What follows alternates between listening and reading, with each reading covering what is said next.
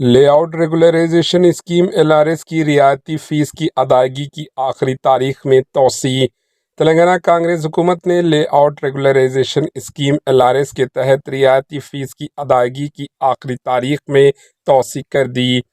اب یہ رعایت اپریل کی آخری تک دستیاب رہے گی۔ کانگریس حکومت نے گزشتہ 4 سال سے زیر التواء پلاٹس کی رجسٹریشنز کے لیے LRS فیس پر 25% ڈسکاؤنٹ کے ساتھ 31 مارچ 2025 تک ادائیگی کی اجازت دی تھی۔ تاہم عوام کی کمزور رد عمل کے بعد کانگریس حکومت نے اس مدت کو 30 اپریل 2025 تک بڑھانے کا فیصلہ کیا۔